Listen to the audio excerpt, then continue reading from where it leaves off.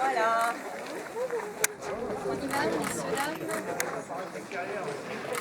Voilà.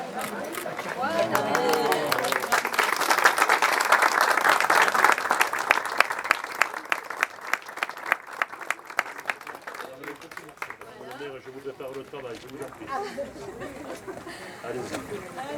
À côté, c'est mes doigts. Là. Tu crieras, quand même.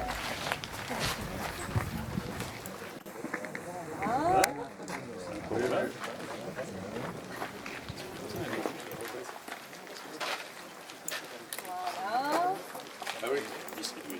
Dis-moi le ciseau. Tenez. C'est ça, distribuer, madame. C'est ça. Denis, pas très bien aiguisé.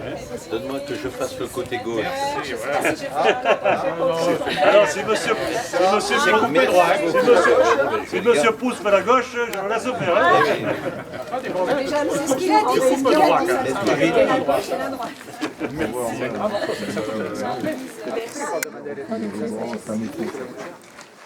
Je me permets de piloter.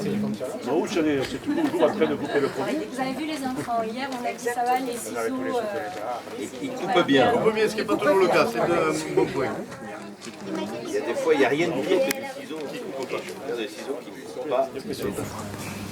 Monsieur le sous-préfet, messieurs les sénateurs, monsieur le député, monsieur le conseiller régional, madame et monsieur les conseillers départementaux, monsieur le président de l'agglomération de Nîmes Métropole, monsieur le président du pays Garrigue et Costia de Nîmes, madame la vice-présidente du syndicat intercommunal des écoles maternelles qui est à la photo, mesdames et messieurs les maires, mesdames et messieurs les conseillers municipaux, mesdemoiselles et messieurs les élus du conseil municipal des jeunes qui nous font l'honneur de leur présence.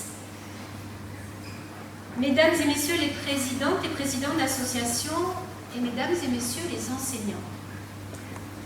Mesdames et messieurs, pour inaugurer la place des écoles de notre village, j'ai l'immense plaisir et la grande fierté de vous accueillir en ce mois de septembre un peu capricieux, mais mois de la rentrée scolaire qui accueillit 151 élèves dans les 6 classes de notre école primaire et 77 dans les 3 classes de notre école maternelle.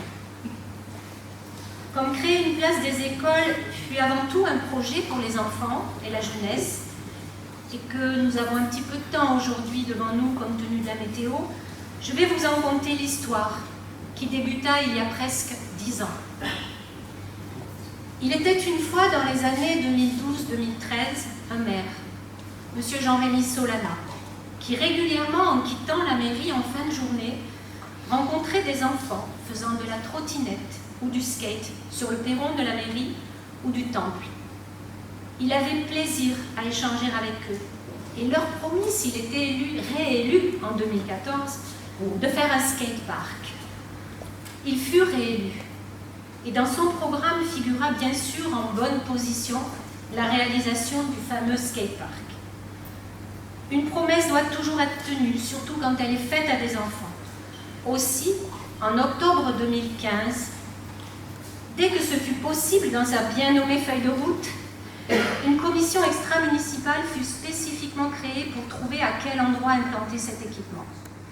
Les enfants du conseil municipal des jeunes de l'époque y prirent toute leur place. Pour les membres de cette commission, il fut vite évident que ce lieu que nous inaugurons aujourd'hui, situé à proximité des écoles, facilement accessible à pied, serait idéal pour positionner le skatepark et l'intégrer au mieux à la vie du village. Si créer un skatepark eut pour conséquence inattendue de laisser des voitures au garage et de voir fleurir des trottinettes, déplacer le parking permit de supprimer un niveau de chaleur dans le village en désimperméabilisant et végétalisant la zone, de mieux gérer les eaux pluviales et d'économiser l'eau au moyen de massifs en creux inspirés des jardins andalous, comme vous avez pu les voir, mais aussi de prévoir un ouvert au public avec des équipements pour une meilleure gestion des déchets, avec des containers de tri enterrés, un site de compostage collectif.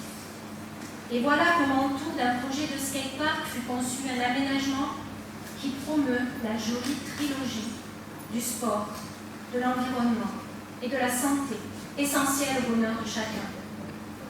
Comme pour toutes les histoires qui finissent bien et rendent les gens heureux, les protagonistes méritent d'être remerciés.